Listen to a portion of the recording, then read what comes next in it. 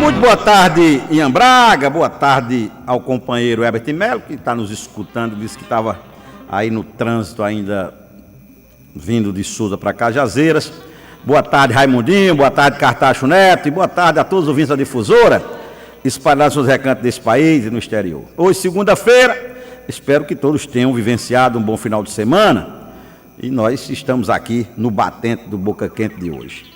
Como fazemos sempre, observando aqui as manchetes do programa de hoje, a gente escolhe sempre um tema para se aprofundar um pouco.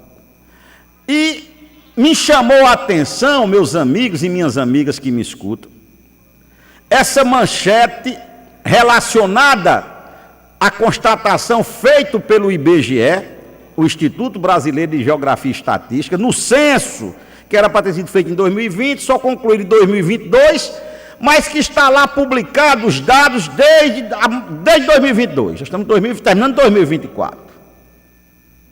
Mais de 2 anos, portanto. E o que é estarrecedor? Porque quando se fala em favela, a nossa mente nos remete logo ao Rio de Janeiro, às grandes cidades, e aí a gente imagina que não é um problema que nós estamos vivenciando aqui no nosso sertão. E aí, observando hoje o que está posto nos portais do Estado, com relação a mais de 210 mil paraibanos que vivem em favelas, e citam as grandes favelas lá de João Pessoa, as de Campina Grande. E João Pessoa, quem conhece João Pessoa sabe que tem várias favelas com a população em torno de 10 mil, 7 mil, 8 mil pessoas. Mas, na curiosidade, a gente aprofunda, e não é que o IBGE, dentro daqueles critérios que ele estabelece já há muito tempo, indicou, pasmem os senhores e as senhoras que me escutam, que a nossa querida Cajazeiras tem 8 comunidades que são consideradas, dentro dos seus critérios, favelas. E aí, para o senhor e a senhora que me escuta, por que é que o IBGE diz que uma comunidade, ou como é que o IBGE diz que uma comunidade é uma favela? Tem que ter algumas características. E que características são essas? A insegurança jurídica da posse, quer dizer, geralmente são ocupações, e que essa insegurança jurídica, às vezes, é numa ocupação de um terreno público, às vezes é de um terreno particular. E na hora que me informaram desses dados de Cajazeiras, eu pensei logo no Campo do Vaqueiro, que ali é uma ocupação de um terreno que era particular, e terminou sendo invadido pela população, e até hoje ninguém tem a documentação ali daqueles terrenos. Uma outra questão importante, e espero que vocês atentem para isso, é que quando existe ausência, ou a oferta é precária ou incompleta dos serviços públicos. E que serviços públicos são esses? Saúde, educação, mas também contabilizam coleta de lixo, esgoto, água, tantos outros critérios que são analisados pelo IBGE, os padrões urbanísticos das casas construídas. E você me pergunta, tem padrão urbanístico? Tem padrão urbanístico, o plano diretor do município especifica padrão urbanístico. Casas que tem que ser com 10 metros em determinados bairros, outra que já flexibilizaram aqui 6 metros de frente em algumas casas.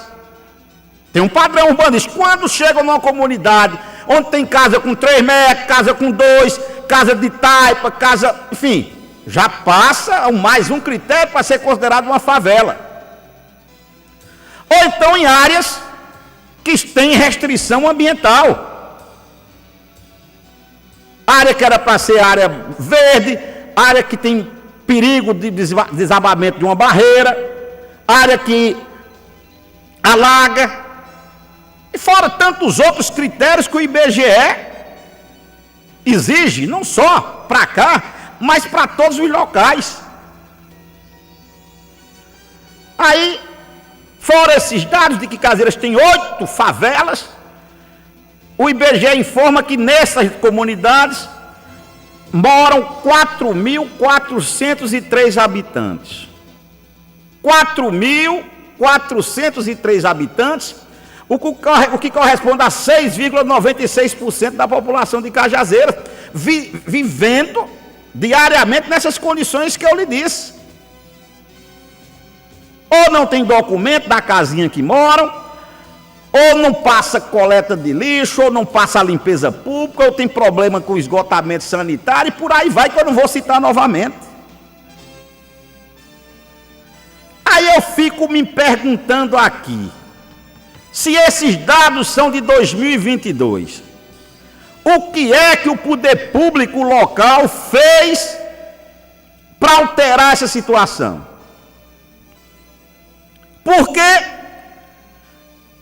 qualquer gestor, ao receber esses dados, chamaria logo a Secretaria de Planejamento, a Secretaria de Promoção Social, as secretarias outras que se envolvem nisso, conversaria com os técnicos do IBGE, olha, mostra aqui claramente o que vocês identificaram nessas comunidades.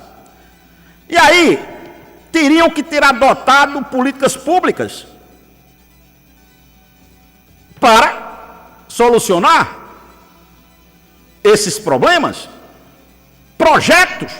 E aí, teriam dado, ora, um projeto em Brasília, pedindo recursos para um investimento, para retirar uma área da condição de favela, é visto com muito mais carinho do que outros projetos. Aí eu pergunto, nós estamos terminando o ano de 2024.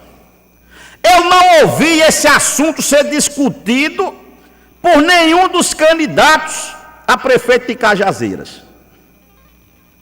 E isso o que é que implica, você pode me perguntar. Você que hoje mora numa comunidade, que daqui a pouco eu vou dizer quais são as outras, que você pensa que está morando num bairro, mas pela avaliação do governo, não é um bairro, é uma favela.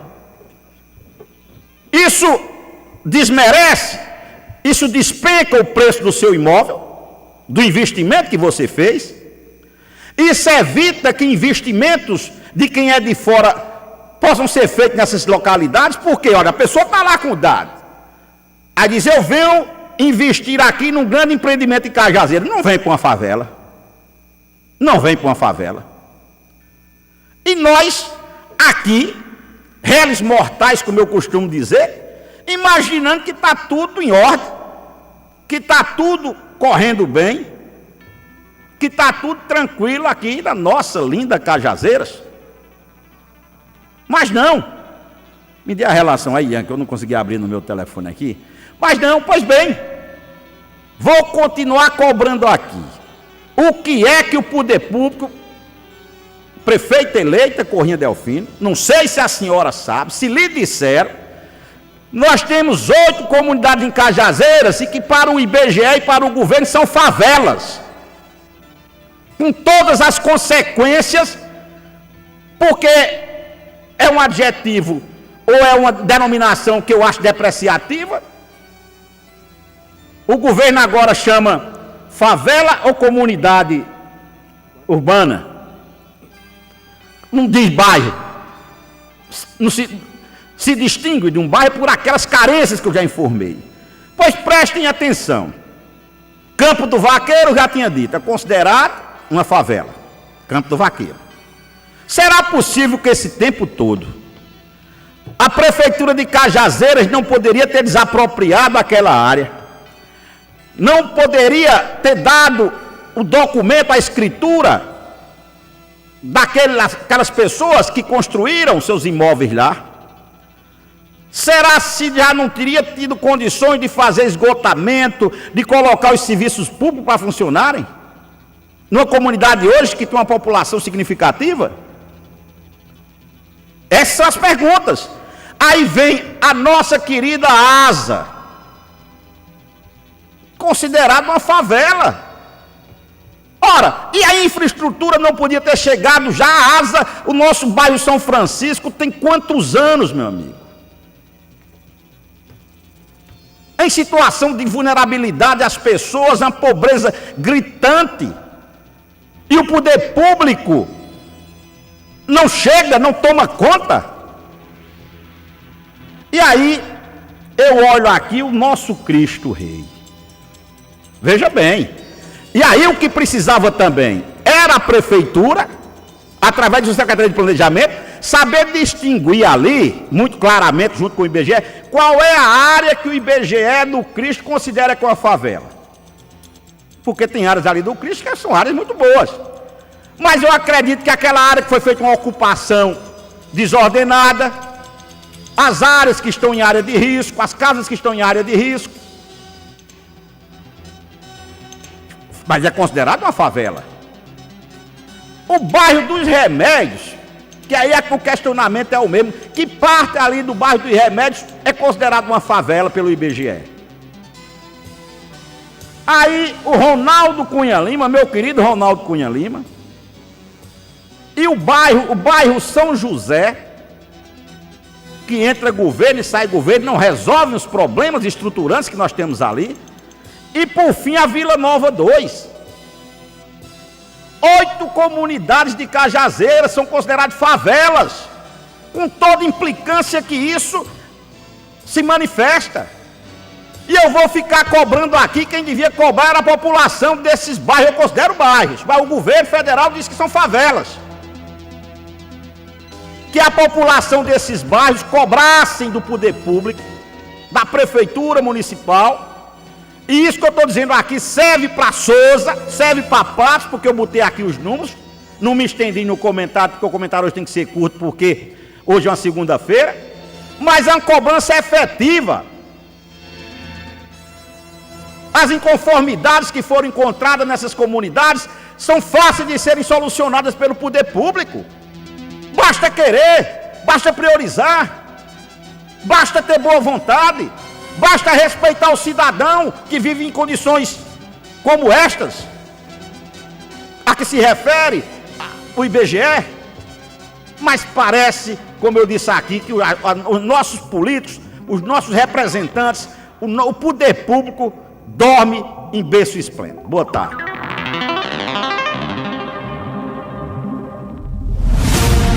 Boca Quente. Você conhece a hemoglobina glicada? É um exame que avalia como esteve a glicemia de uma pessoa nos últimos 3 meses. Esse procedimento é feito por meio de uma coleta de sangue e não exige jejum. O Laboratório de Análises Clínicas Dr. Ivan Cavalcante conta com moderno equipamento que faz a hemoglobina glicada por HPLC, metodologia considerada padrão ouro para diagnóstico e acompanhamento do diabetes, com resultados